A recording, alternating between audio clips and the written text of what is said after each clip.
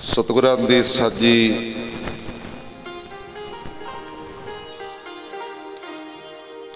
और नवाजी हुई साध संगत जीओ, असी तुसी सारे ही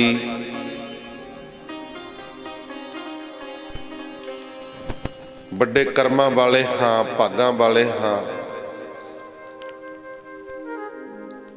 जिन्हां नूं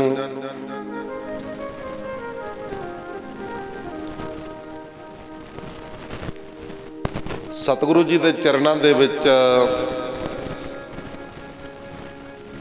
बैठण दे सुभाग समय प्राप्त होया।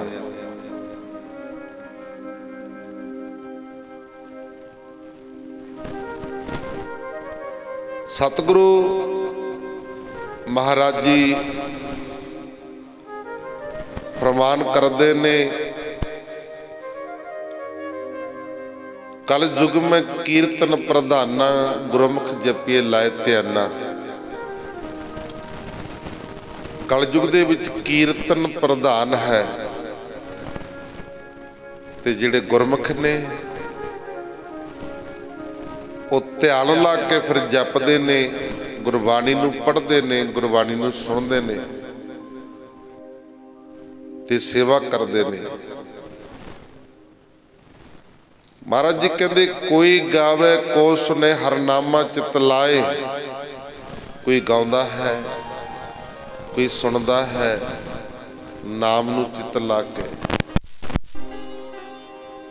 तां गुरमुख प्यारिओ,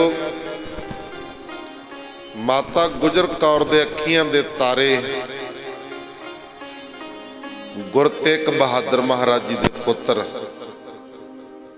पुत्रां दे दानी, नीले दे साज सवार, आनंदपुर दे वासी, पटने दे माही, तन तन साहिब श्री गुरु गोबिंद सिंह महाराज जी दे जीवन दी कथा चलती आ रही है भी 42 साल की उम्र हजे पूरी नहीं सी हुई गुरु गोबिंद सिंह महाराज जी की। 42 साल की उम्र गुरु गोबिंद सिंह महाराज जी की पूरी नहीं सी हुई जदों सचखंड चले गए सन। आओ गुरु जी की सूरम गति की चर्चा, जिथे भी 22 धार दे राजे इकट्ठे हुंदे, जिथे भी 22 धार दे राजे इकट्ठे हुंदे,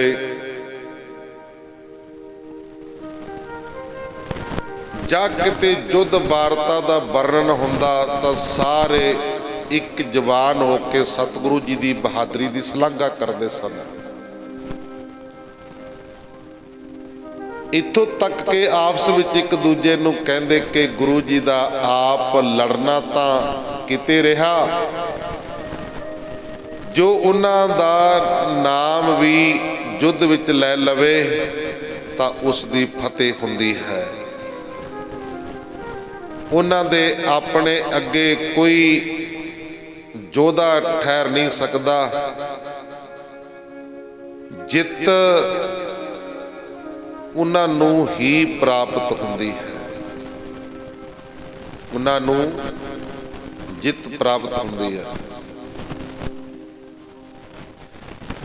अत्यादक वो बहुते तो बहुते बैरियां की परवाह नहीं करते, आपस गल्लां करते ने कि सतगुरु कलगीधर पातशाह गुरु गोबिंद सिंह महाराज जी इन्ने योधे ने ते उन्हां दे मूहरे बड़े बड़े भी ठहर नहीं सकते, ते जिन्नी मर्जी फौज होवे कहते गुरु गोबिंद सिंह महाराज जी किसी की परवाह नहीं करते। आखो सतनाम। पिंड आलूसन वालियां दा सुधार, पिंड आलूसन वालियां दा सुधार, जद सतगुरु जी नूं पता लग्या कि भीम चंद ने राजे कृपाल चंद नाल सलाह कर लई, सुलह कर लई, जद सतगुरु जी नूं पता लगा कि भीम चंद ने राजे कृपाल चंद नाल सुलह कर लई, तो आप जी ने फरमाया कहंदे इन्हां पहाड़ियां पत्थर पूजा करन वालियां दी बुद्धि भी पत्थर वांगू कठोर हो गई। आखो सतनाम। भावें किन्ना चिर पानी विच रखीए तां ओह कठोर ही कठोर रहिंदा है। ये मनुख पहाड़ीए वैसे ही कठोर बुद्धि वाले मतबली हन। मतबल तो बिना एक किसी दे मित्र नहीं हन।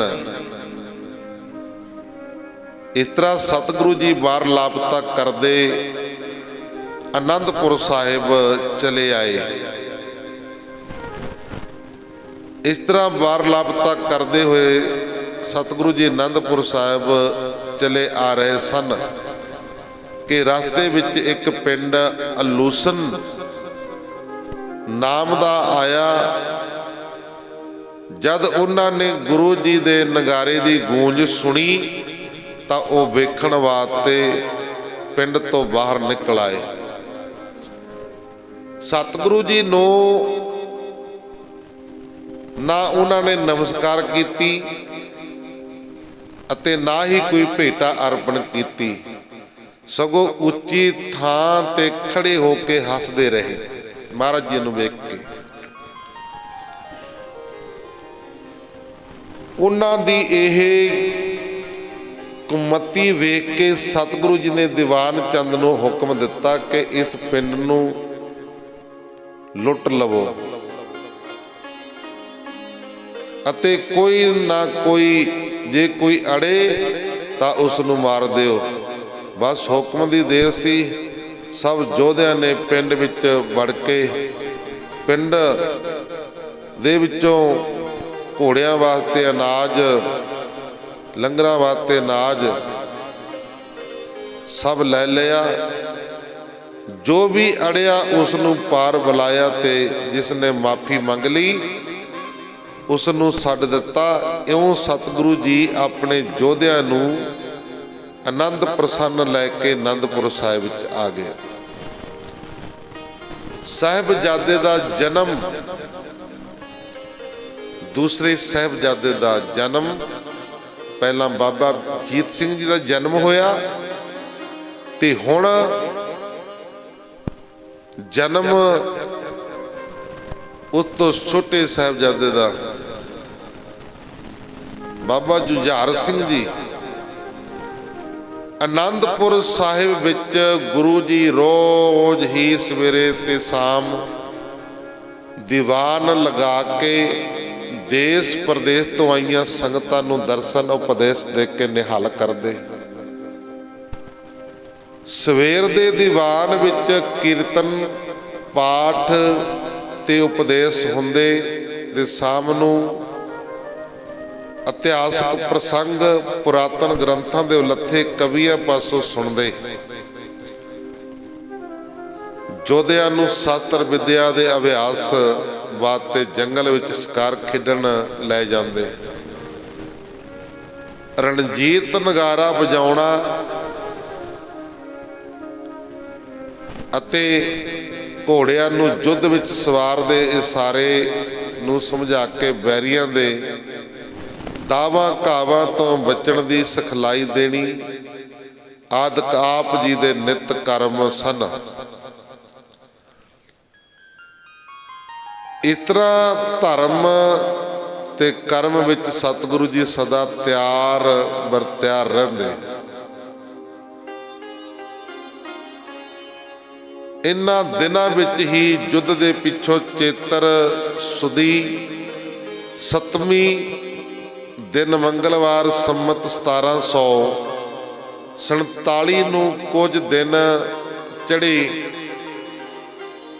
माता जीतो जी दे घर साहिबजादे दा जन्म होया।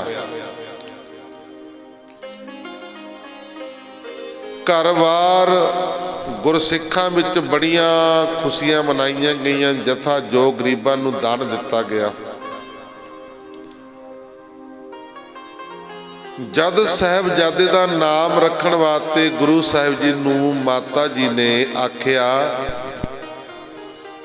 तो आप जी ने फरमाया ये युद्ध के दिनों विच साडे ग्रह आए हन। कहंदे इह युद्ध के समयां दे विच साडे घर दे विच आए हन, इस करके इन्हां दा नाम जुझार रखना ठीक है। नाम रखना जुझार सिंह ठीक है। चार साहिबजादे गुरां दे चारे साहिबजादे दे नाम किन्ने प्यारे ते किन्ने सोहणे ते किन्ने आनंदमई नाम ने। असी नाम कहे रखते हैं, कोई कहना रिंकू, कोई चिंकू, कोई कुछ। एक माई मेरे लवे आ गई, कहनी बाबा जी आ बच्चे दे सिर ते हथ रखियो, लुधियाने की गल आ। मान लिया भाई उन्होंने माड़ा कर। कहती रोंदा बड़ा जी, चीकां बड़िया मारदा। मैं कहा चीकां तो मारनी जो नौ चीकू रखे होया, कुत्ते वाले 9 बच्चों के रखी फिरदे असीं। तो गुरमुख प्यारे सतगुरु जी ने किन्ने प्यारे नाम रखे। पहली जंग जिती, भगाणी का युद्ध जितया, जन्म होया, अजीत सिंह नाम रखिया। फिर जंगां दा समां सी, नाम रखिया जुझार सिंह। महाराज जी कहते नाम जुझार सिंह रखना ठीक है। सो आप जी दे दूजे साहिबजादे जुझार सिंह नाम नाल प्रसिद्ध होए।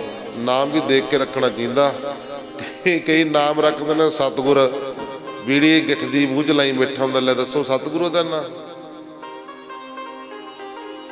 कहे जे असी नाम रख लेने तो गुरमुख प्यारिओ जे नाम रखिया गया तो उसकी लाज भी रखनी सानू चाहिए आ। देखना चाहिए भी मेरा नाम सतगुरा, कड़ा कड़ा शराबां दा पीना मैं, की शोभा दिंदा। तो गुरमुख प्यारिओ ये है नरादरी, ये गुरु के नाम की नरादरी आ। अगे आनंदपुर दा सुधार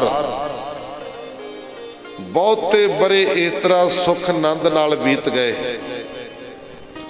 इलाके विचों बहुत सारे चोर डाकू लभ लभ के फड़ के मार दिते ते कई डरदे मारे सैर छड्ड के ही भज गए। भुखे मरदे फिर कई वापस आनंदपुर साहिब आ ही गए। महाराज जी बचित्र नाटक दे विच लिखदे ने, कहते बहुत बरख ए भांत बताए, चुन चुन चोर सबे गह घाए, केतक भाज सैर ते गए, भूख मरत फिर आबत भए। तां गुरमुख प्यारिओ अगे दिलवर खां दी चढ़ाई। अल्फ खां नदौण तो हार खा के लाहौर दे सूबे दिलवर खां पास आ गया। उसनू जाके अपना सारा हाल सुनाया कि मैनू बादशाह ने पहाड़ी राजियां तो 3 साल का बकाया मामला लैण वास्ते भेजिया सी, पर गुरु जी ने उन्हां दी मदद करके मैनू मामला माया नहीं लैण दित्ती, सगों लड़ाई करके मेरी बहुत फौज मार दी ते फौजी समान लुट लिया अते मेरी मदद गुरु जी तो बिना अपने नुकसान का बदला लईए अते पहाड़ी राजियां तो मामला वसूल करके बादशाह तो इनाम प्राप्त पाइए। अल्फ खां तो सारी गल सुन के दिलवर खां ने बड़े क्रोध नाल कहा, मैं हुणे ही फौज भेज के गुरु जी नूं सीधा कर दिंदा। कहंदा दिलवर ने, मैं हुणी फौज भेज के गुरु जी नूं सीधा कर दिंदा हाँ, तू फिक्र ना कर। दिलवर खां अपने पुत्र नूं फौज दे के कहा कि गुरु गोबिंद सिंह महाराज जी दे नाल युद्ध करके आनंदपुर नूं मार उजाड़ के सारी पहाड़ी राजियां तो रुपये वसूल के लियाओ। इस तरह सारी गल समझा के दिलवर खां ने अपने पुत्र नूं लाहौर तो फौज दे के आनंदपुर साहिब भेज दिता। आखो सतनाम। आनंदपुर उत्ते रात नूं हल्ला करन दी सलाह करके फौज ब्यास नदी तो पार ही ठहर गई। जद 2 घड़ियां रात बीत गई तां पठाणा ने चढ़ाई कर दी।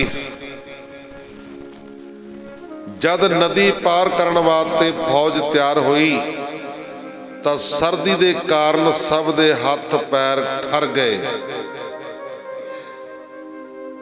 सोहिया ने इस चढ़ाई दी भाई आलम सिंह नूं खबर आन पहुंचाई, जिसने उसे समय ही सतगुरु जी नूं सारी गल तो सुचेत कर दिता। गुरु जी ने छेती ही अपने योद्धिਆਂ नूं तैयारी का हुक्म दे के रणजीत नगारा बजा दिता, जिस नाल सब नगर वासी आपो अपने स्थानां ते सावधान हो गए। तां गुरमुख प्यारिओ, सतगुरु जी ने नंद चंद दया राम ते बीबी बीरो दे पुत्रा आदਿਕ मुखी योद्धिਆਂ नूं हुक्म दे दिता कि अपने योद्धे लैके अगे बैरिया उत्ते सात्रां दी बरखा कर दिओ। आग्या पाके योद्धे सात्र नाल त्यार बर त्यार होके नगारे उत्ते नगारा बजाउंदे होए बैरियां दे टाकरे वास्ते मारो मारी करदे होए चढ़ पे। जदों खानजादे ने गुरु गोबिंद सिंह महाराज जी दे नगारियां दी गूंज अते योद्धियां दे जकारे सुने तां उसदा हौसला टुट गया। आखो सतनाम। जदों नगारे सुने बजदे, जदों सिंघां ने छड्डे जकारे, जिहड़ा दिलवर खां दा पुत्र सी जदों चढ़ाई करके आया आनंदपुर ते, नगारे सुने जकारे सुने ते दिल टुट गया। आखो सतनाम। हौसले टुट गए। एक तां पहला ही ਉਹਦੇ जवान सर्दी नाल छुंगड़े होए रथां विच सातर नहीं सन फड़ सकदे, पैरां नाल भज नहीं सी सकदे।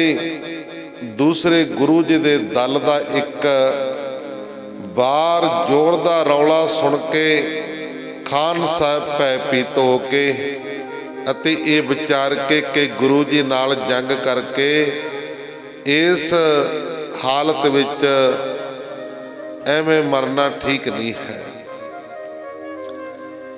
जे गुरु जी दी फौज अगे आ गई तां उन्होंने साडे घोड़े ते शास्त्र भी खो लैणे हन। इस करके वापस चले जाना ठीक है। इसदा वर्णन गुरु जी बचित्र नाटक दे विच लिखते हैं। महाराज जी कहते, जब दल पार नदी के आयो आन अलामे हमें जगायो, सोर परा सब नारन जागे, गह गह सातर वीर रस पागे, नदिया लख्यो काल रात्रं समानं, करे सूर में सीत प्रागं परमानं, इते वीर गरते पै नाद भारे, भजे खान खूनी बिना सातर चारे। महाराज जी कहते इस तरह खानजादा बिना लड़ाई कीते ही गुरु जी तो डर के पिछे नूं भज गया। आखो सतनाम। रास्ते विच एक वर्मा रास्ते विच एक पिंड वर्मा नूं लुट के उत्थों फौज वास्ते अन्न दाना ਤੇ ਮਾਇਆ ਲੈ ਕੇ ਆਪਣੇ ਮਨ ਨੂੰ ਠੰਡਾ ਕੀਤਾ ਕਿ ਅਸੀਂ ਬਹਾਦਰ ਸ਼ਾਹ ਹਾਂ। ਜੇ ਗੁਰੂ ਜੀ ਨੂੰ ਨਹੀਂ ਤਾਂ ਪਿੰਡ ਨੂੰ ਤਾਂ ਫਤਿਹ ਕਰ ਲਿਆ ਹੈ। ਇਸ ਪ੍ਰਥਾਏ ਸਤਿਗੁਰੂ ਜੀ ਲਿਖਦੇ ਨੇ, ਮਹਾਰਾਜ ਜੀ ਕਹਿੰਦੇ ਤਬ ਬਲ ਇਹਾਂ ਨਾ ਉਪਰੈ ਸਕੈ ਬਰਬਾ ਹਨਾ ਰਸਾਏ ਸਲਾਨ ਰਸ ਜਿਮ ਬਾਨਿਓ ਹੋਰਨ ਖਾਤ ਬਨਾਏ। ਇਹ ਬਚਿੱਤਰ ਨਾਟਕ ਦੀ ਇਹ ਗੁਰੂ ਗੋਬਿੰਦ ਸਿੰਘ ਮਹਾਰਾਜ ਜੀ ਦੀ ਬਾਣੀ ਦੀਆਂ ਪੰਕਤੀਆਂ ਨੇ। ਹੇ ਵਾਹਿਗੁਰੂ, ਤੇਰੇ ਬਲ ਕਰਕੇ ਇੱਥੇ ਆਨੰਦਪੁਰ ਉੱਤੇ ਤਾਂ ਪੈ ਨਹੀਂ ਸਕੇ, ਪਰ ਗੁੱਸੇ ਵਿੱਚ ਆਇਆ ਹੋਇਆ ਨੇ ਬਰਮਾ ਪਿੰਡ ਨੂੰ ਲੁੱਟ ਮਾਰ ਲਿਆ। ਜਿਸ ਤਰ੍ਹਾਂ ਇਹਨਾਂ ਨੇ ਕੀਤਾ ਤੇ ਇਹਨਾਂ ਨੂੰ ਮੂੰਹ ਦੀ ਖਾਣੀ ਪਈ। ਇਸ ਤਰ੍ਹਾਂ ਦਿਲਬਰ ਖਾਂ ਦਾ ਪੁੱਤਰ ਮਾਰਨਾ ਤਾਂ ਸਤਿਗੁਰੂ ਜੀ ਨੂੰ ਆਇਆ ਸੀ, ਪਰ ਉਹਨਾਂ ਨਾਲ ਕੋਈ ਪੇਸ਼ ਨਾ ਗਈ ਤਾਂ ਗੁਰਮੁਖ ਪਿਆਰਿਓ ਡਰ ਦੇ ਮਾਰੇ ਪਿੱਛੇ ਨੂੰ ਭੱਜ ਗਏ। ਅੱਗੇ ਹੁਸੈਨੀ ਦਾ ਯੁੱਧ, ਹੁਸੈਨੀ ਦਾ ਯੁੱਧ ਸਤਿਗੁਰੂ ਜੀ ਬਚਿੱਤਰ ਨਾਟਕ ਵਿੱਚ ਲਿਖਦੇ ਹਨ ਕਿ ਬਰਬਾ ਪਿੰਡ ਨੂੰ ਲੁੱਟ ਕੇ ਦਿਲਬਰ ਦੇ ਪੁੱਤਰ ਨੇ ਭਲਾਨ ਪਿੰਡ ਜਾ ਡੇਰਾ ਕੀਤਾ, ਪਰ ਸਾਡੇ ਵੱਲੋਂ ਭੌਂਕ ਕੇ ਵੇਖਿਆ ਨਹੀਂ। ਇਉਂ ਖਾਨਜ਼ਾਦਾ ਜਦ ਭੱਜ ਕੇ ਆਪਣੇ ਪਿਤਾ ਪਾਸ ਲਾਹੌਰ ਪਹੁੰਚਿਆ ਅਤੇ ਉਸਨੇ ਗੁਰੂ ਜੀ ਵੱਲੋਂ ਬਹੁਤ ਤਿਆਰੀ ਦੱਸ ਕੇ ਆਪਣਾ ਥੋੜਾ ਨੁਕਸਾਨ ਕਰਾ ਕੇ ਵਾਪਸ ਆਉਣ ਵਿੱਚ ਅਕਲਮੰਦੀ ਦੱਸੀ, ਤਾਂ ਫਿਰ ਇੱਕ ਹੁਸੈਨ ਖਾਨ ਜਰਨੈਲ ਨੇ ਆਪਣੇ ਆਪ ਨੂੰ ਗੁਰੂ ਜੀ ਨੂੰ ਜਿੱਤਣ ਵਾਸਤੇ ਪੇਸ਼ ਕੀਤਾ। ਹੁਸੈਨੀ ਦੀ ਗੱਲ ਸੁਣ ਕੇ ਦਿਲਬਰ ਖਾਨ ਨੇ ਉਸ ਨੂੰ ਸ਼ਾਬਾਸ਼ ਦਿੱਤੀ ਅਤੇ 2000 ਸ਼ਸਤਰਧਾਰੀ ਸੈਨਾ ਦੇ ਕੇ ਗੁਰੂ ਜੀ ਉੱਤੇ ਚੜ੍ਹਾਈ ਕਰ ਦਿੱਤੀ।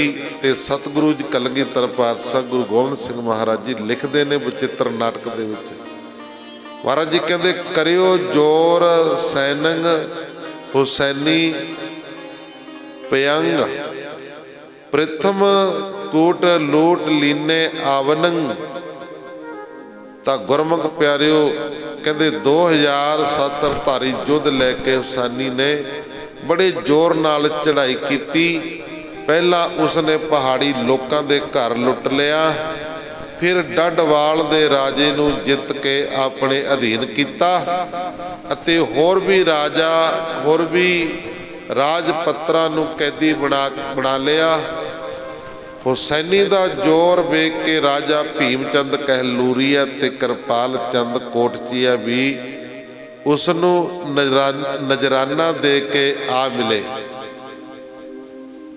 ਹੁਸੈਨੀ ਦੇ ਲੋਕਾਂ ਪਾਸੋਂ ਅਤੇ ਰਾਜਿਆਂ ਪਾਸੋਂ ਧਨ ਲੈ ਕੇ ਆਪਣੇ ਯੋਧਿਆਂ ਦੇ ਹੌਸਲੇ ਵਧਾਉਣ ਵਾਸਤੇ ਉਹਨਾਂ ਵਿੱਚ ਹੀ ਵੰਡ ਦਿੱਤਾ। ਇਸ ਤਰ੍ਹਾਂ ਸਾਰੇ ਦੌਣ ਵਿੱਚ ਪਹਾੜਾਂ ਵਿੱਚ ਜਦੋਂ ਹੁਸੈਨੀ ਨੇ ਆਪਣਾ ਸਿੱਕਾ ਜਮਾ ਲਿਆ ਤਾਂ ਉਸਨੇ ਵਿਚਾਰਿਆ ਕਿ ਆਨੰਦਪੁਰ ਸਾਹਿਬ ਉੱਤੇ ਪੈਣਾ ਠੀਕ ਹੈ, ਹੁਣ ਚੜ੍ਹਾਈ ਕਰਨੀ ਠੀਕ ਆ।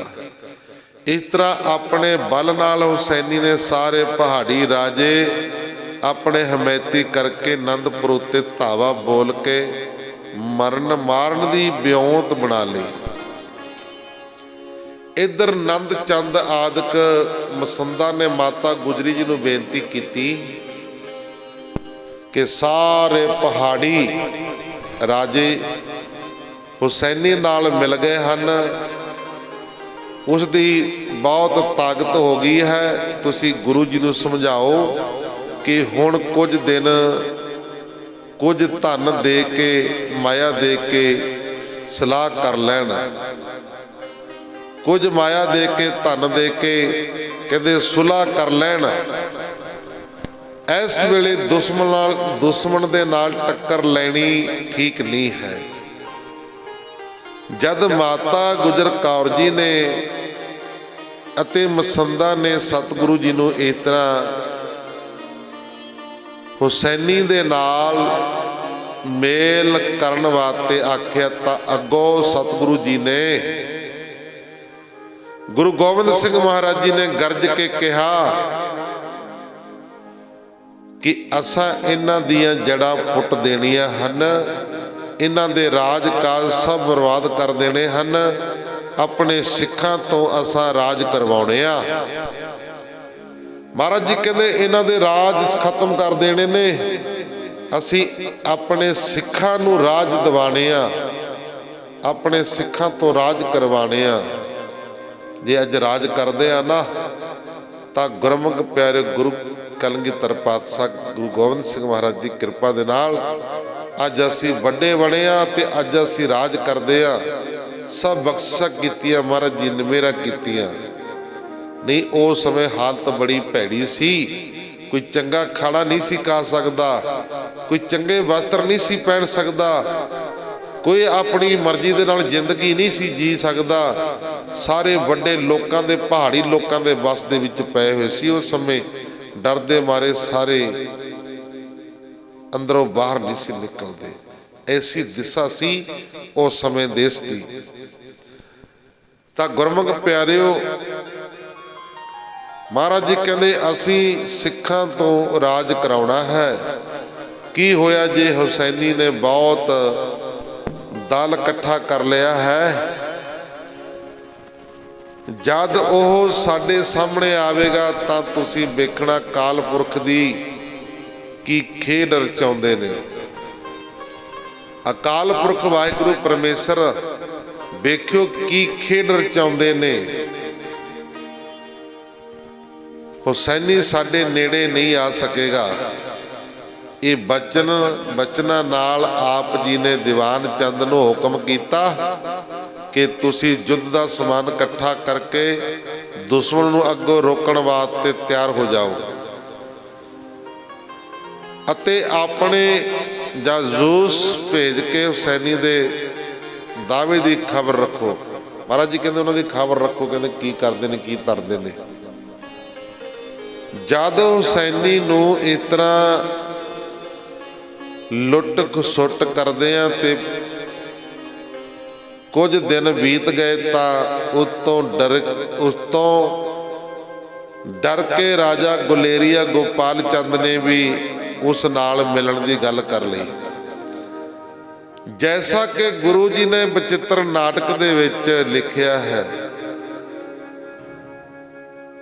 ਕਤਕ ਦਿਵਸ ਬਤੀਤ ਭੈ ਕਰਤ ਉਸੈ ਉਤਪਾਤ, ਗੁਲੇਰੀਅਨ ਕੀ ਪਰਤ ਭੀ ਆਨ ਮਿਲਣ ਕੀ ਬਾਤ। ਹੁਸੈਨੀ ਤੋਂ ਡਰਦਾ ਰਾਜਾ ਗੋਪਾਲ ਚੰਦ ਗੁਲੇਰੀਆ ਨੇ ਵੀ ਆਪਣਾ ਆਦਮੀ ਭੇਜ ਕੇ ਉਸ ਨਾਲ ਮਿਲਣ ਦੀ ਆਗਿਆ ਮੰਗੀ। ਹੁਸੈਨੀ ਨੇ ਕਿਹਾ ਜਿਸ ਤਰ੍ਹਾਂ ਭੀਮ ਚੰਦ ਆਦਿਕ ਪਹਾੜੀ ਰਾਜੇ ਮਾਇਆ ਲੈ ਕੇ ਮੈਨੂੰ ਆ ਮਿਲੇ ਹਨ, ਤੂੰ ਵੀ ਮਾਇਆ ਲੈ ਕੇ ਆ ਜਾ। ਜਦੋਂ ਗੋਪਾਲ ਉਹ ਸਮਿਆਂ ਦਾ 4000 ਰੁਪਈਆ ਲੈ ਕੇ ਹੁਸੈਨੀ ਨੂੰ ਆ ਮਿਲਿਆ ਤਾਂ ਗੁਰਮੁਖ ਪਿਆਰਿਓ ਕਿਰਪਾਲ ਕੋਸ਼ਟੀਆ ਰਾਜੇ ਨੇ ਜਿਹਦੀ ਗੋਪਾਲ ਨਾਲ ਕੁਝ ਅਣਬਣ ਸੀ ਹੁਸੈਨੀ ਨੂੰ ਚੁੱਕ ਦਿੱਤਾ ਕਿ ਇਹ ਰੁਪਈਆ ਥੋੜਾ ਹੈ, ਕਿ ਰੁਪਈਆ ਥੋੜਾ ਹੈ, 4000 ਰੁਪਈਆ। ਤਾਂ ਗੁਰਮੁਖ ਪਿਆਰਿਓ ਇਹ ਤੋਂ ਰੁਪਈਆ ਹੋਰ ਲਵੋ। ਕਹਿੰਦੇ ਇਸ ਦੇ ਨਾਲ ਹੀ ਕਿਰਪਾਲ ਨੇ ਹੁਸੈਨੀ ਨੂੰ ਇਸ਼ਾਰਾ ਕਰ ਦਿੱਤਾ ਕਿ ਇਸ ਨੂੰ ਫੜ ਲਵੋ। ਜਦ ਇਹ 4 ਸਾਲ ਦਾ ਪੂਰਾ ਮਾਮਲਾ 10,000 ਰੁਪਈਆ ਦੇਵੇਗਾ ਤਾਂ ਫਿਰ ਇਸ ਨੂੰ ਛੱਡਣਾ। ਜਦ ਇਹ ਸਾਰਾ ਦੂਰ ਅੰਦੇਸ਼ ਗੋਪਾਲ ਨੇ ਵੀ ਵੇਖ ਲਿਆ, ਦੇਖ ਕੇ ਸਮਝ ਗਿਆ ਤਾਂ ਉਸਨੇ ਅਧੀਨਗੀ ਨਾਲ ਹੁਸੈਨੀ ਨੂੰ ਕਿਹਾ ਕਿ ਤੁਸੀਂ ਨਾਰਾਜ਼ ਨਾ ਹੋਵੋ, मैं घरों जाके तुहानू रुपया पूरा 10,000 लिया के दिंदा हाँ। इस तरह आग्या लैके गोपाल अपने 4,000 रुपया वापस लैके आ अते घर जाके अपने किले विच आके आकी होके बैठ गया, भाव के कला होके बैठ गया। जद हुसैनी नूं गोपाल दी इस चलाकी का पता लगा तो उसने क्रोध नाल फौज लैके गोपाल दे किले नूं जा घेरा पाया। गोपाल ने तंग आन के अपना वजीर गुरु जी दे पास भेज के उन्हां तो मदद मंगी ते बेनती कीती कि मेरी भीम चंद होरां नाल सुलह करा दिओ। जिसदे उत्तर विच सतगुरु जी ने भाई संगतिया सिंह नूं 7 सवार दे के गोपाल की मदद वास्ते हुसैनी ते भीम चंद होरां नाल सलाह कराउण वास्ते भेज दिते। भाई संगतिया सिंह ने कृपाल चंद आदि पहाड़ी राजियां पास पहुंच के भाई गोपाल नाल सलाह कराउण दी गलबात कीती। कृपाल चंद होरां ने भाई संगतीए नूं धर्म दा नाम लैके यकीन दवाया कि गोपाल आप आन के साडे नाल सलाह दी गलबात कर लवे, असीं आपस दे विच लड़ना नहीं चाहुंदे। जद इन्हां दी गल मन के संगतिया सिंह राजा गोपाल नूं कृपाल चंद होरी आपस दे विच सलाह करन वास्ते लै गया तां उन्हां ने बेईमान होके उसनूं कैद करना चाहिया, पर गोपाल दी फिर यह बेईमानी नूं जान के भज के अपनी फौजी डेरे विच आ गया। इन्हां दी इस धर्म हार के बेईमानी होने की गल उत्ते भाई संगतिया सिंह नूं गुस्सा आया। इस करके राजा गोपाल गुलेरिया राम सिंह जसवालिया ते संगतिया सिंह दी राजा कृपाल चंद भीम चंद ते हुसैनी नाल टक्कर हो गई, जिस विच बहुत सूरमे मारे गए। संगतिया सिंह अपने 7 साथियां सहित शहीद हो गया। दूजे पासे हुसैनी ते कृपाल चंद अते 2 पहाड़ीए सैनापति हिम्मत दे कमित सहित भी वो भी मारे गए। तो गुरमुख प्यारिओ सरदारां दे मरण नाल बैरी दल दे पैर उखड़ गए अते भज्जे जांदियां नूं पिछे मुड़ के ना वेखिया। आखो सतनाम। इस तरह बैरी दल नूं जदों भजना भजा के गोपाल ने जित दे नगारे बजा के बड़ियां खुशियां कीतियां। इउं हुसैनी बड़ा हंकार करके आनंदपुर नूं फतेह करना आया सी। उसने करता पुरख ते तत्सीन ही मार मुकाया। वो परमेश्वर ने तत्सीन ही इन्हां नूं मार मुकाया। राजा कृपाल चंद ने जिसने धर्म की सौं खा के गोपाल नूं सद्या सी, पर उसने धर्म ना निभाया, जिस करके वो भी गोपाल दे हथों तत्सीन ही मारिया गया। सतगुरु जी बचित्र नाटक दे विच दसदे ने। महाराज कहंदे इस तरह फतेह प्राप्त करके गोपाल ने सतगुरु कलगीधर पातशाह गुरु गोबिंद सिंह महाराज जी पास जाके उन्हां दा धन्नवाद किया अते जथायोग सन्मान नाल भेटा अर्पण कीतियां। इस प्रकार युद्ध हुसैनी समाप्त होया। इस युद्ध विच हुसैनी नाल राजा भीम चंद कृपाल चंद इन्हां दी फौज सी। दूजे पासे राजा गोपाल राम सिंह जसवालिया ते भाई संगतिया सिंह गुरु जी वल्लों दोहां धिरां दा मेल कराउण आया सी। जोधा सी दोहां दलां विचों कौन कौन मारिया, हुसैनी वल्लों ते हुसैनी आप राजा कृपाल चंद अते हिम्मत कुमैत 2 ਜਰਨੈਲ ਅਤੇ ਬਹੁਤ ਸਾਰੇ ਸੂਰਮੇ ਮਾਰੇ ਗਏ। ਇਹਦੀ ਹਾਰ ਹੋਈ ਤੇ ਸਤਿਗੁਰੂ ਕਲਗੀਧਰ ਪਾਤਸ਼ਾਹ ਗੁਰੂ ਗੋਬਿੰਦ ਸਿੰਘ ਮਹਾਰਾਜ ਜੀ ਨੇ ਵਿਚਿੱਤਰ ਨਾਟਕ ਦੇ ਵਿੱਚ ਫਰਮਾਇਆ। ਹੁਣ ਗੋਪਾਲ ਵੱਲੋਂ ਇਹਦੇ ਕੁਝ ਸੈਨਿਕ ਭਾਈ ਸੰਗਤੀ ਅਤੇ ਉਹਦੇ ਸਾਥੀ ਯੋਧੇ ਸ਼ਹੀਦੀ ਪ੍ਰਾਪਤ ਕਰ ਗਏ। ਸਤਿਗੁਰੂ ਜੀ ਦੀ ਕਿਰਪਾ ਨਾਲ ਇਸ ਦੀ ਫਤਿਹ ਹੋਈ। ਸਤਿਗੁਰੂ ਜੀ ਵਿਚਿੱਤਰ ਨਾਟਕ ਦੇ ਵਿੱਚ ਲਿਖਦੇ ਹਨ, ਜੀਤ ਪਈ ਰਨ ਭਿਓ ਉਜਾਰਾ, ਸਿਮਰਤ ਕਰ ਸਭ ਘਰੇ ਸੁਧਾਰਾ, ਰਾਖ ਲਿਓ ਹਮਕੋ ਜਗਰਾਈ, ਲੋ ਕਟਾ ਬਨਤੈ ਵਿਗਸਾਈ। ਗੋਪਾਲ ਦੀ ਜਿੱਤ ਹੋ ਗਈ, ਜੰਗ ਵਿਛੜ ਗਿਆ। ਯੋਧੇ ਜੰਗ ਦੀਆਂ ਗੱਲਾਂ ਕਰਦੇ ਕਰਦੇ ਹੋਏ ਆਪਣੇ ਘਰਾਂ ਨੂੰ ਚਲੇ ਗਏ। ਸਾਨੂੰ ਵਾਹਿਗੁਰੂ ਨੇ ਹੱਥ ਦੇ ਕੇ ਰੱਖ ਲਿਆ ਤੇ ਸ਼ਸਤਰਾਂ ਦੇ ਬਦਲਾਂ ਵੀ ਵਰਖਾ ਕਿਸੇ ਹੋਰ ਥਾਂ ਹੀ ਕਰ ਦਿੱਤੀ। ਹੁਣ ਸਾਹਿਬਜ਼ਾਦੇ ਜ਼ੋਰਾਵਰ ਸਿੰਘ ਦਾ ਜਨਮ, ਤੀਸਰੇ ਸਾਹਿਬਜ਼ਾਦੇ ਦਾ ਜਨਮ ਹੋਇਆ। ਮਾਘ ਦੇ ਮਹੀਨੇ ਪਿਛਲੇ ਪੱਖ ਦਿਨ ਐਤਵਾਰ ਨੂੰ 1753 ਨੂੰ ਮਾਤਾ ਜੀਤੋ ਜੀ ਦੀ ਕੁੱਖ ਨੂੰ ਭਾਗ ਲੱਗਿਆ। 2 ਸਾਹਿਬਜ਼ਾਦੇ ਮਾਤਾ ਸੁੰਦਰੀ ਜੀ ਦੇ ਸਨ। ਵੱਡੇ ਸਾਹਿਬਜ਼ਾਦੇ ਬਾਬਾ ਜੀਤ ਸਿੰਘ ਤੇ ਬਾਬਾ ਜੁਝਾਰ ਸਿੰਘ। ਇਹ 2 ਸਾਹਿਬਜ਼ਾਦੇ ਮਾਤਾ ਸੁੰਦਰੀ ਦੀ ਕੁੱਖ ਤੋਂ ਪੈਦਾ ਹੋਏ ਤੇ 2 ਸਾਹਿਬਜ਼ਾਦੇ ਜਿਹੜੇ ਛੋਟੇ ਸੀ, ਬਾਬਾ ਜ਼ੋਰਾਵਰ ਸਿੰਘ ਤੇ ਬਾਬਾ ਫਤਿਹ ਸਿੰਘ, ਇਹ ਮਾਤਾ ਜੀਤੋ ਜੀ ਦੀ ਕੁੱਖ ਨੂੰ ਭਾਗ ਲਾਏ, ਪੈਦਾ ਹੋਏ। ਮਾਘ ਦੇ ਮਹੀਨੇ ਪਿਛਲੇ ਪੱਖ ਦਿਨ ਐਤਵਾਰ ਨੂੰ 1753 ਨੂੰ ਮਾਤਾ ਜੀਤੋ ਜੀ ਦੀ ਕੁੱਖ ਤੋਂ ਸਾਹਿਬਜ਼ਾਦੇ ਦਾ ਜਨਮ ਹੋਇਆ, ਜਿਹਦਾ ਨਾਮ ਸਤਿਗੁਰੂ ਜੀ ਨੇ ਜ਼ੋਰਾਵਰ ਸਿੰਘ ਰੱਖਿਆ।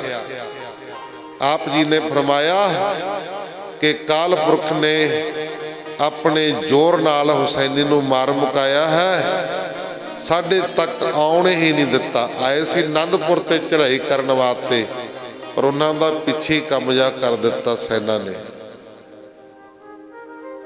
ਇਸ ਕਰਕੇ ਇਹ ਸਿੰਘ ਜ਼ੋਰਾਵਰ ਹੈ।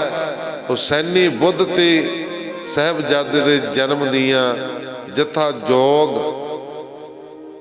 ਖੁਸ਼ੀਆਂ ਮਨਾਈਆਂ ਗਈਆਂ, ਇਸ ਕਰਕੇ ਜ਼ੋਰਾਵਰ ਸਿੰਘ ਰੱਖਿਆ ਗਿਆ ਹੈ।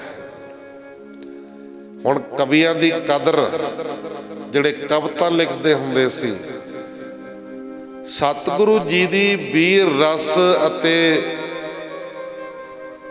ਵੀਰ ਰਸ ਦੀ ਸੋਭਾ ਸੁਣ ਕੇ ਦੂਰ ਨੇੜਿਆਂ ਤੋਂ ਗੁਣੀ ਜਨ ਕਵੀ ਗੁਰੂ ਜੀ ਪਾਸ 2 ਗੱਲਾਂ ਨੂੰ ਮੁੱਖ ਰੱਖ ਕੇ ਆਉਂਦੇ ਸਨ। ਇੱਕ ਆਪਣੇ ਗੁਣ ਦੱਸ ਕੇ ਧਨ ਪ੍ਰਾਪਤੀ ਦੀ ਲਾਲਸਾ ਲਈ,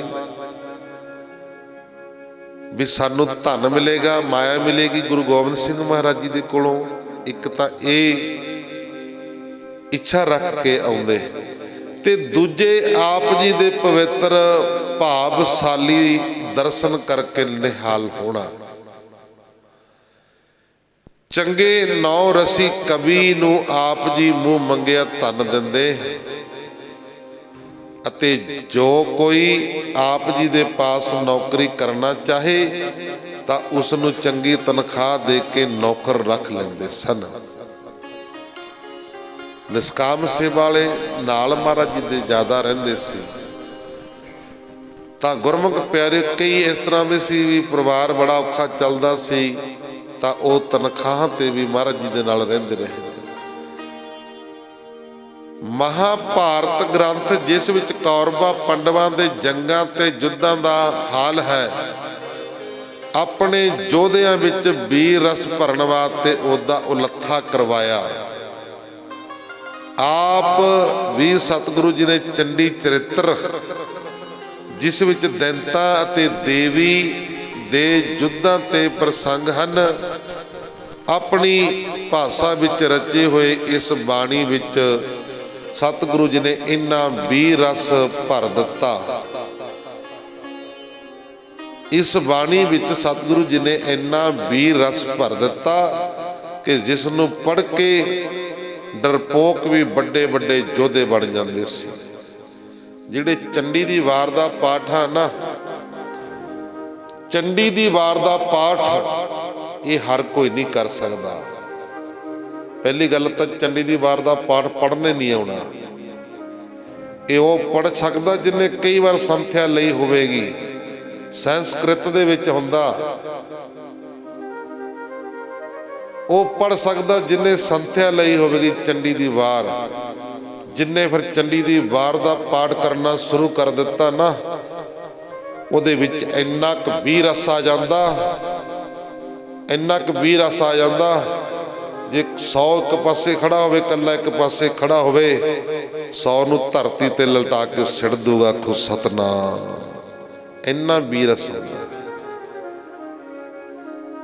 ਅਸੀਂ ਜਦੋਂ ਮਹਾਂਪੁਰਖਾਂ ਦੇ ਕੋਲ ਰਹਿੰਦੇ ਹੁੰਦੇ ਸੀ, 24 ਬਾਣੀ ਦਾ ਨਿਤਨੇਮ ਜਿਹੜਾ ਆਪਣਾ ਸੁੰਦਰ ਗੁਟਕਾ, ਇਹ 24 ਬਾਣੀਆਂ ਦਾ ਨਿਤਨੇਮ ਆ, ਸਾਰਾ ਮੂੰਹ ਜ਼ਬਾਨੀ ਕੰਠ ਕੀਤਾ ਹੋਇਆ ਮਹਾਰਾਜ ਦੀ ਕਿਰਪਾ ਦੇ ਨਾਲ।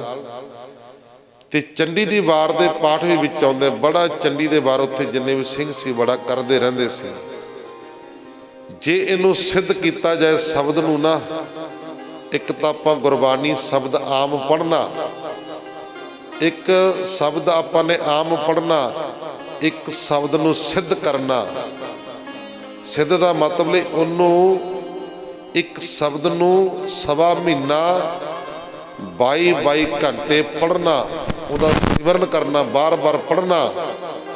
ਸਵਾ ਮਹੀਨੇ ਵਿੱਚ ਸਿੱਧ ਹੋ ਜਾਂਦਾ। ਜਦੋਂ ਇਸ ਤਰ੍ਹਾਂ ਸ਼ਬਦ ਸਿੱਧੀ ਹੋ ਜਾਏ, ਜਿਹਨੂੰ ਬਚਨ ਕਰ ਦਿਓਗੇ ਨਾ, ਉਹ ਪੂਰਾ ਹੋ ਜਾਣਾ। ਆਖੋ ਸਤਨਾਮ। ਜਿਹਦੇ ਵੱਲ ਮਿਹਰ ਦੀ ਨਿਗਾਹ ਕਰ ਦਿਓਗੇ, ਉਹ ਨਿਹਾਲ ਹੋ ਜਾਣਾ ਹੈ। ਇਹ ਸ਼ਬਦ ਸਿੱਧੀ ਹੁੰਦੀ ਆ, ਐਵੇਂ ਨਹੀਂ ਕਮਾਈਆਂ ਕੀਤੀਆਂ ਜਾਂਦੀਆਂ, ਐਵੇਂ ਨਹੀਂ ਗੁਰਮੁਖ ਪਿਆਰੇ ਦੁਨੀਆ ਦੇ ਦੁੱਖ ਦੂਰ ਕੀਤੇ ਜਾਂਦੇ। ਸ਼ਬਦ ਸਿੱਧੀ ਕਰਨੀ ਬੜੀ ਔਖੀ ਆ। ਦੇਖੋ 22 ਘੰਟੇ 22 ਘੰਟੇ ਕਿਹੜਾ ਲਾ ਲੂਗਾ, ਕਿਹੜਾ ਕਰ ਲੂਗਾ। ਪਰ ਸਤਿਗੁਰੂ ਜੀ ਆਪ ਕਿਰਪਾ ਕਰ ਦੇਣ ਨਾ, ਫਿਰ ਗੁਰਮੁਖ ਪਿਆਰੇ ਬਹੁਤ ਵੱਡੀ ਕਿਰਪਾ ਹੋ ਜਾਂਦੀ ਆ, ਮਿਹਰ ਹੋ ਜਾਂਦੀ ਹੈ, ਰਹਿਮਤ ਹੋ ਜਾਂਦੀ ਆ। 22 ਘੰਟੇ ਮਹਾਂਪੁਰਖਾਂ ਨੇ ਦਾਸ ਤੋਂ ਕਰਵਾਇਆ ਸੀ। ਪਿੰਡ ਭੋਰਾ ਸਾਹਿਬ ਬਣਾਇਆ ਹੋਇਆ ਸੀ। 1.25 ਸਾਲ ਇਹ ਗੱਲਾਂ ਦੱਸਣ ਦੀਆਂ ਤਾਂ ਜ਼ਰੂਰਤ ਪੈਂਦੀ, ਕਿਸੇ ਨੂੰ ਮਾੜੀ ਮੋਟੀ ਲੱਗ ਜਾਏ, ਕੋਈ ਨਾ ਕੋਈ ਗਿਆਨ ਹੋ ਜਾਏ। 1.25 ਸਾਲ ਭੋਰਾ ਸਾਹਿਬ ਦੇ ਵਿੱਚ ਰਹਿ ਕੇ ਦੇਖ ਲਓ ਵੀ ਕਿੰਨੇ ਫਿਰ ਜਾਪ ਹੋਣਗੇ, ਕਿੰਨੇ ਚਲੀਸੇ ਬਣ ਜਾਣੇ ਨੇ। ਸਵਾ ਮਹੀਨੇ ਦੇ ਬਿਲਕੁਲ ਅੰਨ ਨਾ ਕੋਈ ਖਾਣਾ, ਨਾ ਕੋਈ ਪੀਣਾ, ਕੱਲੀ ਕੱਚੀ ਲੱਸੀ। ਤਾਂ ਗੁਰਮੁਖ ਪਿਆਰੇ, ਜਦੋਂ ਬੰਦਾ ਭੋਰੇ ਦੇ ਵਿੱਚ ਬੈਠ ਕੇ ਤਪ ਕਰਦਾ, ਜਪ ਤਪ ਕਰਦਾ, ਫਿਰ ਸਾਰਾ ਕੁਝ ਖਾਣਾ ਪੀਣਾ ਜਦੋਂ ਨਾਮ ਦੇ ਵਿੱਚ ਰਚ ਜਾਂਦਾ, ਪਰਮੇਸ਼ਰ ਦੇ ਵਿੱਚ ਰਚ ਜਾਂਦਾ, ਫਿਰ ਸਾਰਾ ਕੁਝ ਖਾਣਾ ਪੀਣਾ, ਕੁਝ ਚੇਤੇ ਨਹੀਂ ਰਹਿੰਦਾ। ਕੁਝ ਦਿਲ ਨਹੀਂ ਕਰਦਾ ਖਾਣ ਨੂੰ, ਕੁਝ ਪੀਣ ਨੂੰ ਦਿਲ ਨਹੀਂ ਕਰਦਾ, ਸੌਣ ਨੂੰ ਦਿਲ ਨਹੀਂ ਕਰਦਾ, ਕਿਸੇ ਨਾਲ ਬੋਲਣ ਨੂੰ ਦਿਲ ਨਹੀਂ ਕਰਦਾ। ਇੱਕ ਅਕਾਲ ਪੁਰਖ ਵਾਹਿਗੁਰੂ ਪਰਮੇਸ਼ਰ ਦੇ ਨਾਲ ਫਿਰ ਗੱਲਾਂ ਕਰਨ ਨੂੰ ਦਿਲ ਕਰਦਾ। ਵੈਰਾਗ ਦੇ ਵਿੱਚ ਸਦੇ ਬੰਦਾ ਰਹਿੰਦਾ। ਇਸ ਤਰ੍ਹਾਂ ਦੀ ਦਿਸ਼ਾ ਹੋ ਜਾਂਦੀ ਆ। ਤਾਂ 1.25 ਮਹੀਨਾ ਮਹਾਰਾਜ ਜੀ ਨੇ ਕਿਰਪਾ ਕੀਤੀ, ਸਤਿਗੁਰੂ ਜੀ ਨੇ ਇਸ ਤਰ੍ਹਾਂ ਜਾਪ ਕੀਤਾ। ਐਵੇਂ ਨਹੀਂ ਬਚਨ ਪੂਰੇ ਹੁੰਦੇ, ਐਵੇਂ ਨਹੀਂ ਕਿਰਪਾ ਹੁੰਦੀ।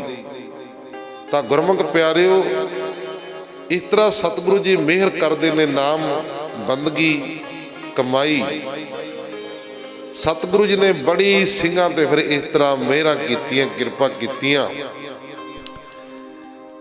ਤਾਂ ਗੁਰਮੁਖ ਪਿਆਰਿਓ, ਸ਼ਰਧਾਲੂ ਲੋਕ ਆਪ ਜੀ ਨੂੰ ਕਾਲ ਪੁਰਖ ਦਾ ਅਵਤਾਰ ਜਾਣ ਕੇ ਭੇਟਾ ਅਰਪਣ ਕਰਕੇ ਦਰਸ਼ਨ ਕਰਨ ਵਾਸਤੇ ਆਉਂਦੇ, ਉਪਦੇਸ਼ ਲੈ ਕੇ ਨਿਹਾਲ ਹੁੰਦੇ। ਸਾਧੂ ਸਮਾਜ, ਜਪੀ ਤਪੀ ਵਿਰਾਗੀ, ਜੋਗੀ ਸੰਨਿਆਸੀ ਆਦਿਕ ਆਪ ਜੀ ਦੇ ਦਰਸ਼ਨ ਕਰਨ ਵਾਸਤੇ ਆਪ ਜੀ ਨੂੰ ਵੱਡ ਭਾਗੀ ਸਮਝਦੇ। ਆਖੋ ਸਤਨਾਮ।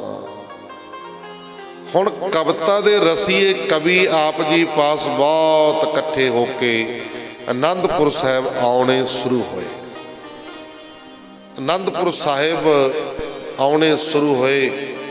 समा बीतदा गया, लंघदा गया गुरमुख प्यारिओ, ते साहिबजादे फतेह सिंह दा जन्म होया। फिर साहिबजादे फतेह सिंह दा जन्म होया।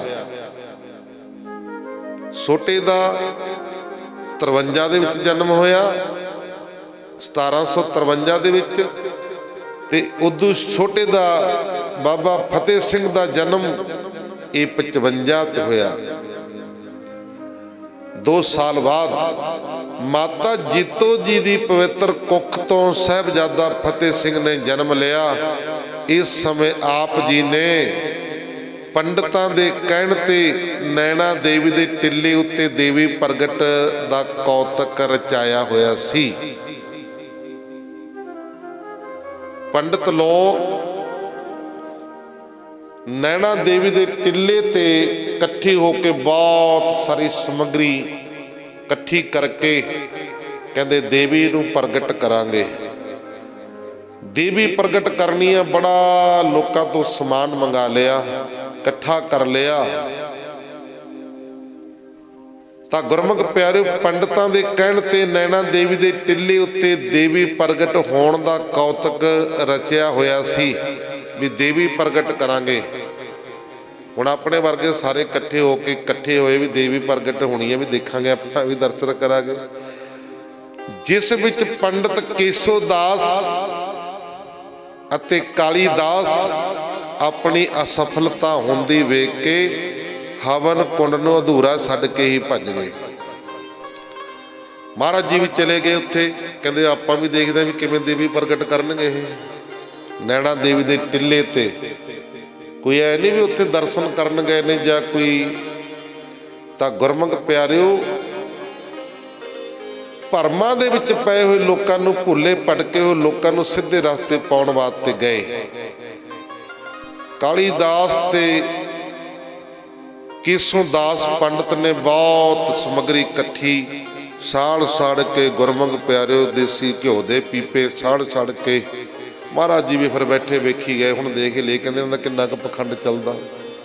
ਲੱਖਾਂ ਰੁਪਏ ਦੀ ਸਮੱਗਰੀ ਸਾੜ ਦਿੱਤੀ ਅੱਗ ਦੇ ਵਿੱਚ। ਨਾਲੇ ਮਹਾਰਾਜ ਕੜੀ ਟੇਢੀ ਅੱਖ ਨਾਲ ਦੇਖ ਲਿਆ ਕਰਨੇ ਵੀ ਹੁਣ ਸਤਿਗੁਰੂ ਜੀ ਬੈਠੇ ਹਨ, ਕੀ ਬਣੇਗਾ ਜੇ ਨਾ ਦੇਵੀ ਪ੍ਰਗਟ, ਬਣੇਗਾ ਕੀ ਸਾਡਾ।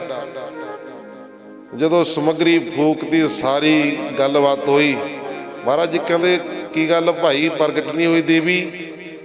ਕਹਿੰਦੇ ਹੋਊਗੀ ਜੀ, ਚਿੰਤਾ ਨਾ ਕਰੋ, ਦੇਖੋ ਤੁਸੀਂ ਮਾੜਾ ਜਿਹਾ ਕੌਤਕ ਦੇਖੋ।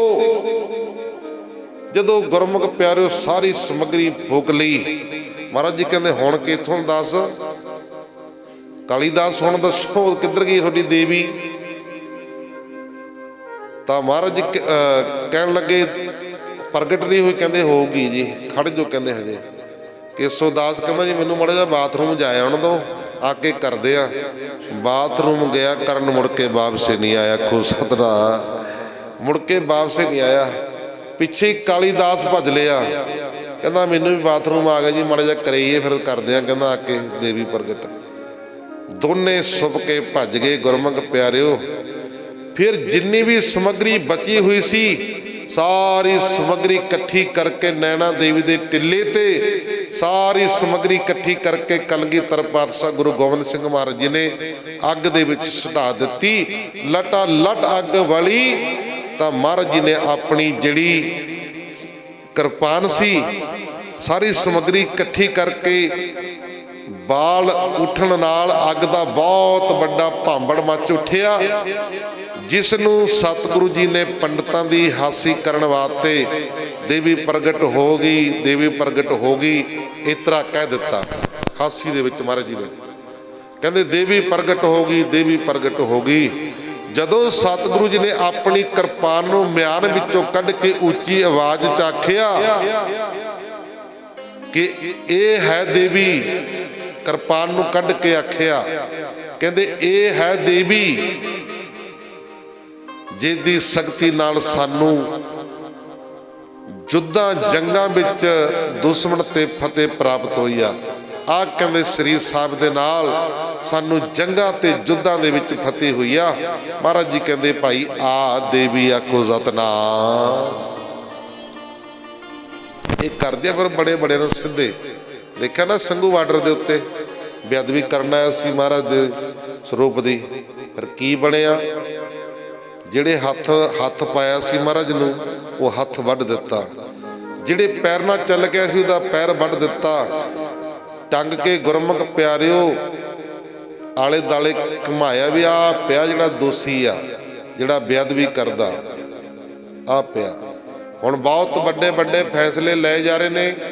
ਜਿੱਥੇ ਵੀ ਗੁਰੂ ਘਰਾਂ ਦੇ ਵਿੱਚ ਕੋਈ ਗ੍ਰੰਥੀ ਨਹੀਂ ਹੈ ਜਾਂ ਗੁਰੂ ਮਹਾਰਾਜ ਦੀ ਸੇਵਾ ਨਹੀਂ ਹੈ, ਕਿਤੇ ਵੀ ਆ ਦੀਵਾਲੀ ਦੇ ਵਿੱਚ, ਦੀਵਾਲੀ ਤੋਂ ਬਾਅਦ ਜਥੇ ਥਾਂ ਥਾਂ ਤੇ ਨਗਰਾਂ ਦੇ ਵਿੱਚ ਭੇਜੇ ਜਾਣੇ ਨੇ। ਜਿੱਥੇ ਕੋਈ ਇਸ ਤਰ੍ਹਾਂ ਦੀ ਸੇਵਾ ਨਹੀਂ ਹੋਵੇਗੀ ਉੱਥੇ ਗੁਰੂ ਗ੍ਰੰਥ ਸਾਹਿਬ ਮਹਾਰਾਜ ਜੀ ਦਾ ਸਰੂਪ ਅਰਦਾਸ ਕਰਕੇ ਲਿਜਾਇਆ ਜਾਵੇਗਾ। ਇਹ ਵੱਡੇ ਵੱਡੇ ਫਰਮਾਨ ਹੁਣ ਹੋ ਗਏ ਨੇ ਜਾਰੀ। ਇਹ ਦੀਵਾਲੀ ਤੋਂ ਬਾਅਦ 4 ਤਰੀਕ ਤੋਂ ਬਾਅਦ ਸਾਰੇ ਗੁਰਦੁਆਰਿਆਂ ਦੇ ਵਿੱਚ ਦੇਖਿਆ ਜਾਣਾ ਜਾ ਕੇ ਥਾਂ ਥਾਂ ਤੇ ਵੀ ਕਿਵੇਂ ਕਿਵੇਂ ਮਹਾਰਾਜ ਦੇ ਸਰੂਪ ਪਏ ਨੇ, ਕਿਹੜੀ ਦਿਸ਼ਾ ਹੈ, ਕਿਵੇਂ ਸਰੂਪ ਦੀ ਸੇਵਾ ਹੈ।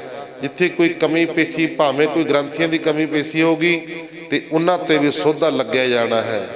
ਜਿੱਥੇ ਕਮੇਟੀਆਂ ਵਾਲੇ ਬਹੁਤ ਇਸ ਤਰ੍ਹਾਂ ਦੇ ਲੋਕ ਨੇ ਸ਼ਰਾਬਾਂ ਕਬਾਬਾਂ ਪੀਂਦੇ ਨੇ ਤੇ ਉਹਨਾਂ ਤੇ ਵੀ ਸੋਧਾ ਲਾਇਆ ਜਾਣਾ ਹੈ। ਇਸ ਕਰਕੇ ਭਾਈ ਗੁਰੂ ਦੀ ਬੇਅਦਬੀ ਥਾਂ ਥਾਂ ਦੇ ਹੋਏ ਇਸ ਕਰਕੇ ਰਹੀ ਆ। ਅਸੀਂ ਦੇਖਦੇ ਹਾਂ ਥਾਂ ਥਾਂ ਤੇ ਗੁਰਦੁਆਰਿਆਂ ਦੇ ਵਿੱਚ ਜਾ ਕੇ ਪ੍ਰਧਾਨ ਉਹਨੂੰ ਬਣਾਉਣਗੇ ਗੁਰਦੁਆਰੇ ਦਾ ਜਿਹੜਾ ਘੜਾ ਸ਼ਰਾਬ ਦਾ ਪੀਂਦਾ। ਬੜੇ ਸਿੱਧੇ ਕੀਤੇ ਨੇ ਇਸ ਤਰ੍ਹਾਂ ਦੇ। ਜਿਹੜੇ ਸ਼ਰਾਬਾਂ ਕਬਾਬਾਂ ਨਸ਼ੇ ਪੱਤੇ ਕਰਦੇ ਨੇ ਉਹ ਕੀ ਗੁਰੂ ਘਰ ਦੀ ਚੜ੍ਹਦੀ ਕਲਾ ਕਰ ਸਕਣਗੇ? ਉਹ ਕਿਸੇ ਨੂੰ ਕੀ ਪ੍ਰੇਰਨਗੇ? ਉਹ ਕਿਸੇ ਦਾ ਕੀ ਉਧਾਰ ਕਰ ਸਕਣਗੇ? ਪਤਾ ਹੀ ਨਹੀਂ ਲੋਕਾਂ ਨੂੰ ਵੀ ਅਸੀਂ ਕਮੇਟੀਆਂ ਬਣਾਈਆਂ ਹੋਈਆਂ ਨੇ, ਕਮੇਟੀ ਦਾ ਅਰਥ ਕੀ ਆ ਪਤਾ ਹੀ ਨਹੀਂ ਹੈ। ਬਸ ਸੰਗਰਾਂਦ ਬਾਅਦ ਮਹੀਨੇ ਬਾਅਦ ਬਸ ਗੋਲਕ ਖੁੱਲੀ, ਬਸ ਪੈਸੇ ਦੇਖੇ ਚੱਕਿਆ ਚੋਲਾ ਘਰਾਂ ਨੂੰ। ਨਾ ਕੋਈ ਮਹਾਰਾਜ ਦੀ ਮਾਣ ਮਰਿਆਦਾ ਦਾ ਪਤਾ, ਨਾ ਕੋਈ ਸੇਵਾ ਦਾ ਪਤਾ। ਤਾਂ ਗੁਰਮੁਖ ਪਿਆਰਿਓ ਸਤਿਗੁਰੂ ਕਲਗੀਧਰ ਪਾਤਸ਼ਾਹ ਗੁਰੂ ਗੋਬਿੰਦ ਸਿੰਘ ਮਹਾਰਾਜ ਜੀ ਨੇ ਸਾਫ਼ ਲਫ਼ਜ਼ਾਂ ਦੇ ਵਿੱਚ ਆਖਿਆ। ਮਹਾਰਾਜ ਜੀ ਕਹਿੰਦੇ ਸਿੱਖ ਪਿਆਰਾ ਨਾਹੇ, ਸਿੱਖ ਪਿਆਰਾ ਮੁਝਕੋ ਨਾਹੇ। ਕਹਿੰਦੇ ਸਿੱਖਾ ਤੂੰ ਪਿਆਰਾ ਨਹੀਂ ਹੈ, ਤੇਰਾ ਚੰਮ ਪਿਆਰਾ ਨਹੀਂ ਹੈ, ਮੈਨੂੰ ਪਿਆਰਾ ਉਹ ਆ ਜਿਹੜੀ ਤੂੰ ਰਹਿਤ ਰੱਖਦਾ ਹੈ। ਆਖੋ ਸਤਨਾਮ। ਸਿੱਖ ਰਹਿਤ ਪਿਆਰੀ ਮੁਝਕੋ, ਸਿੱਖ ਪਿਆਰਾ ਨਾਹੇ। ਮਹਾਰਾਜ ਜੀ ਕਹਿੰਦੇ ਮੈਨੂੰ ਰਹਿਤ ਪਿਆਰੀ ਹੈ, ਜਿਹੜੀ ਤੂੰ ਰਹਿਤ ਰੱਖਦਾ ਨਾ ਉਹ ਪਿਆਰੀ ਹੈ। ਰਹਿਣੀ ਰਹੇ ਸੋਈ ਸਿੱਖ ਮੇਰਾ, ਉਹ ਸਾਹਿਬ ਮੈਂ ਉਸਕਾ ਚੇਰਾ। ਮਹਾਰਾਜ ਜੀ ਕਹਿੰਦੇ ਜਿਹੜਾ ਰਹਿਤ ਮਰਿਆਦਾ 'ਚ ਰਹਿੰਦਾ, ਰਹਿਤ ਰੱਖਦਾ, ਉਹ ਮੇਰਾ ਸਾਹਿਬ ਆ, ਮੈਂ ਉਸਦਾ ਸੇਵਕ ਹਾਂ। ਇਸ ਕਰਕੇ ਗੁਰਮੁਖ ਪਿਆਰਿਓ ਮਾਨ ਮਰਿਆਦਾ, ਜਦੋਂ ਗੁਰੂ ਘਰ ਦੇ ਵਿੱਚ ਮਾਨ ਮਰਿਆਦਾ ਹੁੰਦੀ ਆ ਨਾ, ਫਿਰ ਸਾਰੇ ਪਾਸੇ ਜੈ ਜੈਕਾਰ ਹੋਣ ਲੱਗ ਜਾਂਦੀ ਆ। ਉਹ ਕੋਈ ਵੀ ਜਗ੍ਹਾ ਹੈ ਦਿਨਾਂ ਦੇ ਵਿੱਚ ਦਿਨ ਦੁੱਗਣੀਆਂ ਰਾਤ ਚੌਗਣੀਆਂ ਤਰੱਕੀਆਂ ਤੇ ਪਹੁੰਚ ਜਾਂਦੀ। ਆਖੋ ਸਤਨਾਮ। ਸਤਿਗੁਰੂ ਜੀ ਨੇ ਆਪਣੀ ਕਿਰਪਾਨ ਮਿਆਨ ਵਿੱਚੋਂ ਖਿੱਚ ਕੇ ਉੱਚੀ ਆਵਾਜ਼ 'ਚ ਆਖਿਆ, ਕਹਿੰਦੇ ਇਹ ਆ ਦੇਵੀ, ਇਹਦੀ ਸ਼ਕਤੀ ਨਾਲ ਸਾਨੂੰ ਯੁੱਧ ਜੰਗਾਂ ਵਿੱਚ ਫਤਿਹ ਪ੍ਰਾਪਤ ਹੁੰਦੀ ਹੈ। ਹੋਰ ਕੋਈ ਅਸੀਂ ਦੇਵੀ ਨਹੀਂ ਹੈ। ਮਹਾਰਾਜ ਜੀ ਕਹਿੰਦੇ ਹੋਰ ਕੋਈ ਐਸੀ ਦੇਵੀ ਨਹੀਂ ਹੈ ਜਿਹੜੀ ਹਵਨ ਕਰਨ ਨਾਲ ਪ੍ਰਗਟ ਹੋ ਕੇ ਸਾਡੀ ਸਹਾਇਤਾ ਕਰ ਸਕੇ। ਇਸ ਆਪਣੇ ਵਿਸ਼ਵਾਸ ਦੀ ਫਤਿਹ ਹੋਣ ਕਰਕੇ ਗੁਰੂ ਗੋਬਿੰਦ ਸਿੰਘ ਮਹਾਰਾਜ ਜੀ ਨੇ ਆਪਣੇ ਸਾਹਿਬਜ਼ਾਦੇ ਦਾ ਨਾਮ ਫਤਿਹ ਸਿੰਘ ਰੱਖਿਆ ਹੈ। ਇਸ ਤਰ੍ਹਾਂ ਭਾਈ ਨਾਮ ਰੱਖਿਓ ਮਹਾਰਾਜ ਜੀ ਨੇ। ਇਹ ਜਿਹੜਾ ਹਮਨ ਕੁੰਡ ਦੇਵੀ ਨੈਣਾ ਦੇਵੀ ਵਾਲਾ ਟਿੱਲਾ ਦੀ ਜਿੱਥੇ ਇਹ ਕੰਮ ਫਤਿਹ ਕੀਤਾ, ਫਿਰ ਇਹਨਾਂ ਹੀ ਗੱਲਾਂ ਨੂੰ ਮੁੱਖ ਰੱਖ ਕੇ ਗੁਰੂ ਗੋਬਿੰਦ ਸਿੰਘ ਮਹਾਰਾਜ ਜੀ ਨੇ ਛੋਟੇ ਪੁੱਤਰ ਦਾ ਨਾਮ ਫਤਿਹ ਸਿੰਘ ਰੱਖਿਆ। ਸੋ ਆਓ ਬਾਕੀ ਵਿਚਾਰਾਂ ਕਰਾਂਗੇ। ਕੱਲ੍ਹ ਨੂੰ ਬ੍ਰਾਹਮਣਾਂ ਦੀ ਪ੍ਰੀਖਿਆ ਕਰਨੀ, ਅੱਗੇ ਇਤਿਹਾਸ ਆਵੇਗਾ ਬ੍ਰਾਹਮਣਾਂ ਦੀ ਪੰਡਤਾਂ ਦੀ ਪ੍ਰੀਖਿਆ ਕਰਨੀ। ਇਹ ਵਿਚਾਰ ਕਰਾਂਗੇ ਆਪਾਂ ਕੱਲ੍ਹ ਨੂੰ ਗੁਰਬਾਣੀ ਪੜ੍ਹਦਿਆਂ ਸੁਣਦਿਆਂ ਕੋਲੋਂ।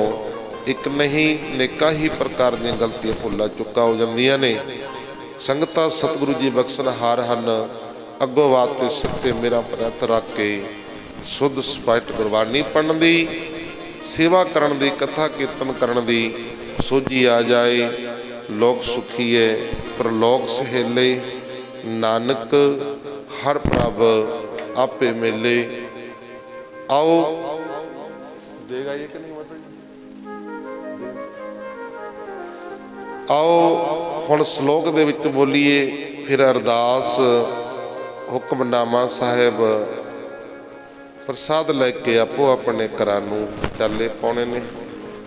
ਇੱਕ ਤਾਂ ਜਿਹੜੀ ਦੇਗ ਦੀ ਸੇਵਾ ਹੈ, ਖਾਨੀ ਤਾਂ ਭਾਈ ਬਾਜ ਨਹੀਂ ਸੁਣਦੀ, ਖਾਨੀ ਜਾਣ ਕੇ ਮਸਲੇ ਹੋ ਜਾਂਦੇ ਨੇ, ਕਿਉਂਕਿ ਜਿਹੜੇ ਸਤਿਗੁਰ ਦਾ ਨਿਤਨੇਮ ਟੁੱਟ ਜਾਂਦਾ ਹੈ, ਮਹਾਰਾਜ ਦੀ ਫਿਰ ਨਾਰਾਜ਼ਗੀ ਹੋ ਜਾਂਦੀ ਆ।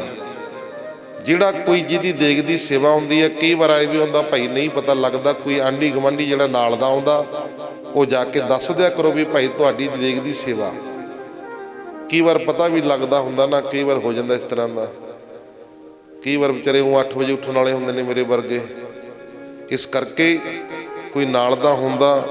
ਸੋ ਕਮੇਟੀ ਵਾਲਿਆਂ ਨੂੰ, ਬੋਬੀ ਸਿੰਘ ਜੀ ਨੂੰ ਬੇਨਤੀ ਕਰਾਂਗਾ, ਜਿੰਨੇ ਵੀ ਦੇਗ ਦੀਆਂ ਸੇਵਾ ਨੇ ਸਾਰਿਆਂ ਦੀ ਦੇਗ ਦੀਆਂ ਸੇਵਾ ਇਹਨਾਂ ਦੇ ਨੰਬਰ ਲਿਖੋ। ਜਿਹੜਾ ਪਿਆਰ ਨਾਲ ਦੇਗ ਦੀ ਸੇਵਾ ਦਿੰਦਾ ਉਹਦਾ ਨੰਬਰ ਜ਼ਰੂਰ ਲਿਖਿਓ। ਜਿਹੜਾ ਦੇਗ ਦੀ ਸੇਵਾ ਕਟਾਉਣਾ ਚਾਹੁੰਦਾ ਨਾ, ਉਹਨਾਂ ਦੀ ਦੇਗ ਦੀ ਸੇਵਾ ਕੱਟ ਦਿਓ। ਕੋਈ ਆਪਾਂ ਨੂੰ ਬਹੁਤਾ ਚਾਅ ਵੀ ਨਹੀਂ ਹੈ ਵੀ ਉਹ ਨਾਂ ਲਿਖਣੇ ਨੇ, ਆਪਾਂ ਗਿਣਤੀ ਵਧਾਉਣੀ ਆ।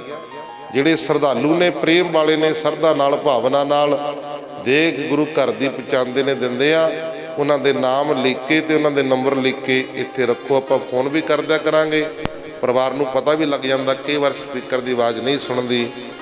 ਸੁਆਓ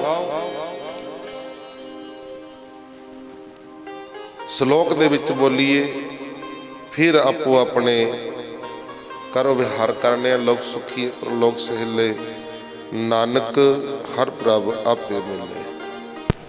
ਸ਼ਲੋਕ ਪਵਨ ਗੁਰੂ ਪਾਣੀ ਪਿਤਾ, ਮਾਤਾ ਤਰਤ ਮਹਤ,